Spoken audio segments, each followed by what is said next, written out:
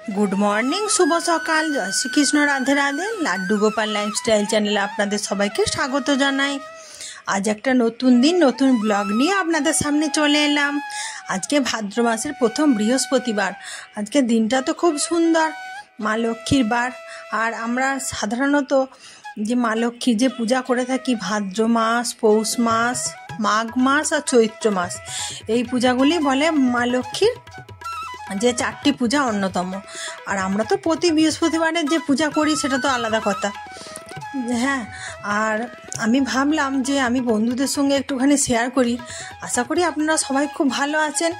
আর আমি তো প্রত্যেকবারই বৃহস্পতিবারের যে পূজা বিধি সেটা আপনাদের সঙ্গে শেয়ার করি। আজকেও পুরোটাই শেয়ার করেছি, আপনারা দেখতে থাকুন। তার সঙ্গে আমি বৃহস্পতিবারে মা লক্ষ্মীর একটা ব্রত কথা আপনাদের সামনে পাঠ করছি, সেটা একটু দয়া করে শুনবেন প্রথম থেকে শেষ পর্যন্ত। আর যদি কিছু ভুল ত্রুটি হয় ক্ষমা করে দেবেন। হ্যাঁ, তো চলুন আমি পাঠ করতে চলেছি। আর অবশ্যই একটু কমেন্ট করে জানাবেন। তো চলুন আমি ব্রতকথাটা পাঠ করি, আপনারা শুনতে থাকুন। এক দেশে এক গরিব বিধবা ব্রাহ্মণী বাস করতেন। তার একটি মাত্র ছেলে ছিল। সংসারে তাদের বড় দুঃখ। ব্রাহ্মণী তার চরকায় সুতো কাটত, আর সেই সুতো বিক্রি করে যা পেত তাতেই কোনো রকমে তাদের খাওয়া পড়া চলত। তাদের কুঁড়ে ঘরের সামনে পুকুর পাড়ে একটা খুব বড় অশ্বত্থ গাছ ছিল। ব্রাহ্মণী ছেলেটির খাওয়া দাওয়ার পর রোজ অশ্বত্থ গাছের তলায় বসে খেলত। একদিন ছেলেটি দেখল যে একজন ক্ষীরওয়ালা ক্ষীর বিক্রি করতে এদিকে আসছে। ক্ষীর দেখে ছেলেটির ক্ষীর খাওয়ার খুব ইচ্ছে হলো, কিন্তু ক্ষীর কেনবার পয়সা কোথায়? সে তখন ক্ষীরওয়ালাকে দাঁড়াতে বলে তার মার কাছে ছুটতে গিয়ে ক্ষীর কেনবার জন্য পয়সা চাইল। মা ও পয়সা পাবে বা কোথায়? তবু অনেক খুঁজে ফিরে সুতো কাটার ঝুপড়ির ভিতরে 4 কড়া কড়ি দেখতে পেল। মা তাই ছেলেটিকে দিল। ছেলেটি তখন ছুটতে ক্ষীরওয়ালার কাছে গিয়ে সেই 4টি কড়ি দিয়ে তাকে ক্ষীর দিতে বলল। ক্ষীরওয়ালা ছেলেটিকে দেখে কেমন যেন দয়া হলো। সে কিছু না বলে এক ভাঁড় ক্ষীর তাকে দিয়ে চলে গেল। ছেলেটি ক্ষীর খাবার জন্য অশ্বত্থ গাছের তলায় গিয়ে বসল। সেই অশ্বত্থ গাছের উপর একটা পেঁচা পেঁচির বাসা ছিল। তারা তাদের 2টি ছানাকে বাসায় রেখে চড়তে বেরিয়েছিল। এদিকে তাদের ছানা দুটো খিদের জ্বালায় চিৎকার করছিল। ছেলেটি ক্ষীর মুখে তুলতে গিয়ে তাদের কান্না শুনতে পেল। ভাবল, আহা, ছানা দুটো নিশ্চয়ই খুব খিদে পেয়েছে। এই কথা মনে হতে সে গাছে উঠে ছানা দুটিকে পেড়ে এনে বেশ খানিকটা ক্ষীর তাদের খাইয়ে দিয়ে আবার তাদের বাসায় তুলে দিয়ে এলো। সন্ধ্যার সময় পেঁচা পেঁচি তাদের বাসায় ফিরে এসে দেখল যে ছানারা বেশ চুপচাপ রয়েছে। পেঁচি তখন বলল, কিরে, তোরা চুপ করে রয়েছিস যে, তোদের খিদে পায়নি? তখন তারা তার মাকে বলল যে ওই গরিব ব্রাহ্মণের ছেলে আজ আমাদের খুব ক্ষীর খাইয়েছে মা, তাই আজ আমাদের আর খিদে নেই।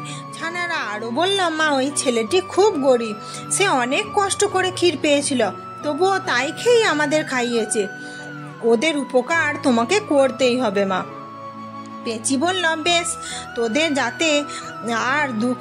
যাতে আর দুঃখ না থাকে তাই এই ব্যবস্থা আমি নিশ্চয়ই করব। এবার তখন ছেলেটি খেলতে আসবে, তখন তোরা ওকে বলবি যে ভোরে এখানে আসতে, তাহলেই হবে। পরের দিন ছেলেটি আবার বিকালে যখন খেলতে এলো, তখন পেঁচাপেচি ছানা দুটো তাকে ভোরে আসতে বলে দিল। পেঁচাপেচি ছানাদের কথা মতো পরের দিন ছেলেটি ঠিক ভোরে এসে উপস্থিত হলো। ছেলেটিকে দেখে পেঁচাপেচি তাকে ডেকে বলল যে, বাছা, তুমি আমাদের ছানাদের খাইয়ে আমাদের খুব বড় উপকার করেছ, তাই আমরাও তোমার উপকার করতে চাই। তোমাকে আজও আমি একটা জায়গায় নিয়ে যাব, সেখানে অনেক ধনরত্ন দেখতে পাবে, আর সেই ধনরত্ন তারা তোমাকে দিতেও চাইবে, কিন্তু তুমি বলবে, ধনরত্ন আমার কিছুই চাই না, আমি শুধু তিল ধুবড়ি চাই। এখন আমার পিঠের উপরে উঠে চোখ বুজে বসে থাকো। ছেলেটি তখন পেঁচির পিঠের উপর বসে চোখ বুজে রইল। পেঁচি তখন তাকে নিয়ে উড়তে উড়তে স্বর্গে লক্ষ্মীনারায়ণের কাছে হাজির হলো। পেঁচি এইবার তাকে চোখ খুলতে বলল। ছেলেটি চোখ খুলতেই দেখল একটি সোনার সিংহাসনে লক্ষ্মীনারায়ণ বসে আছেন। সে তখনই মাটিতে মাথা ঠেকিয়ে তাদের প্রণাম করলো। লক্ষ্মী তখন বললেন, বাছা, তুমি কে, কোথায় থাকো, এখানে কেন এসেছো, আর কি চাও তুমি? ছেলেটি বলল তখন, মা, আমরা বড় গরিব, আমাদের দুঃখ ঘুচিয়ে দাও। মা লক্ষ্মী তখন তাকে সঙ্গে করে ধনভাণ্ডারে নিয়ে গেলেন। তার যা চাই নিতে বলে ইচ্ছে হয় তা নিতে বললেন। ছেলেটি তখন বলল, না মা, আমি এসব কিছু নিতে পারবো না, আমায় তিল ধুবড়ি দাও। মা লক্ষ্মী তখন হেসে বললেন, আচ্ছা, এই নাও তিল ধুবড়ি, একে রোজ খুব ভক্তি ভরে তোমরা পুজো করবে, তাহলেই তোমাদের আর কোনো দুঃখ থাকবে না। ছেলেটি আবার লক্ষ্মীনারায়ণকে প্রণাম করে পেঁচির পিঠে চড়ে চোখ বন্ধ করে বসে রইল। পেঁচিও অল্প সময়ের মধ্যেই তাকে ওই অশ্বত্থ গাছের তলায় এসে নামিয়ে দিল। ছেলেটি তখনই ছুটে বাড়িতে গিয়ে তার মাকে সমস্ত কথা জানালো। ব্রাহ্মণী দেখল তার পরের দিনে ভাদ্র মাসের বৃহস্পতিবার, আর কোনো কাল বিলম্ব না করে লক্ষ্মী পূজার আয়োজন করলো।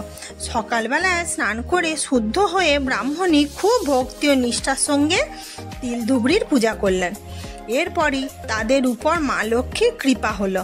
তাদের কুঁড়ে ঘরের জায়গায় সুন্দর কোঠা দালান বাড়ি হলো। জমি, পুকুর, মাছ, ধন, রত্ন, দাস দাসীতে ঘর ভরে উঠল। তাদের আর কোনো দুঃখ রইল না। এদের এই রকম অবস্থা বদলে যাওয়ার খবর পেয়ে ওই দেশের মহারাজ ভাবলেন, তারা কি করে এত ধনৈশ্বর্য পেলেন? নিশ্চয়ই কোথাও ডাকাতি করে, হয়তো বা চুরি করেছে। রাজা তখন তাদের বাড়িতে লোক পাঠিয়ে তাদের সমস্ত জিনিসপত্র লুটপাট করে নিয়ে এলেন। সেই সঙ্গে মা লক্ষ্মী তিল ধুবড়ি ও রাজার বাড়িতে চলে গেল। কিন্তু সেটা রাজার বাড়িতে রইল না, আবার ফিরে গেল মা লক্ষ্মীর কাছে, কারণ লক্ষ্মী সেটা রাজাকে দেননি। এদিকে তিল ধুবড়ি ছুরি যাওয়ার ফলে ব্রাহ্মণী আবার আগের মতো অবস্থা আরম্ভ হলো। তার চর খায় সুতো কাটা। ছেলেটি কিন্তু আবার রোজ গিয়ে অশ্বত্থ গাছের নিচে বসে কান্নাকাটি করতে লাগলো। তখন পেঁচা পেঁচির আবারও দয়া হলো। পেঁচি আবার ছেলেটিকে পিঠে করে মা লক্ষ্মীর কাছে নিয়ে গেল। মা লক্ষ্মী ছেলেটিকে বললেন, আমি আগেই সব জেনেছি, এই নাও তিল ধুবড়ি, আবার তোমাকে দিলাম, এবার খুব সাবধানে রেখো, এর পূজা করো, এবার হারালে আর পাবে না। ছেলেটি মা লক্ষ্মীকে প্রণাম করে তিল ধুবড়ি নিয়ে পেঁচির পিঠে চড়ে ফিরে এলো। তারপর ব্রাহ্মণী আবার খুব যত্ন ও ভক্তি করে তিল ধুবড়ির পূজা করলো। তাদের আগেকার মতো ঐশ্বর্য আবার ফিরে পেল। রাজা এবার তাদের ঐশ্বর্য দেখে খুব আশ্চর্য হলেন। তিনি আর দেরি না করে এবার ব্রাহ্মণী ছেলের সঙ্গে তার কন্যার বিবাহ দিলেন। ব্রাহ্মণী তখন আর আনন্দ ধরে না। এভাবে বেশ কিছুদিন কেটে যাওয়ার পরে স্বর্গ থেকে ব্রাহ্মণী ডাক এলো। ব্রাহ্মণী তখন বুঝে ছেলে ও বৌমাকে কাছে ডেকে বলল, আমি এবার চলে যাচ্ছি, শুনে রাখো, ভাদ্র মাস, পৌষ মাস, মাঘ মাস, চৈত্র মাস খুব ভক্তি সহকারে মা লক্ষ্মীর পূজা করবে, ছড়া ঝাড় দেবে, গঙ্গা জল আর ধূপ ধুনো দিতে কোনোদিন ভুলবে না, তাহলে এই বংশে আর কখনো দুঃখ, দুর্দশা, কষ্ট থাকবে না। এই বলে ব্রাহ্মণী স্বর্গে চলে গেল।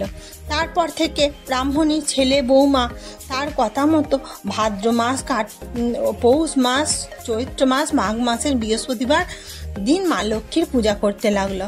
তারা লক্ষ্মীর মাহাত্ম্যের কথা চারিদিকে প্রচার করে দিল। এইভাবে বৃহস্পতিবার দিন মা লক্ষ্মীর পূজার প্রচার হয়ে গেল। তো চলুন বন্ধুরা, কেমন লাগলো আমার ব্রত কথাটি?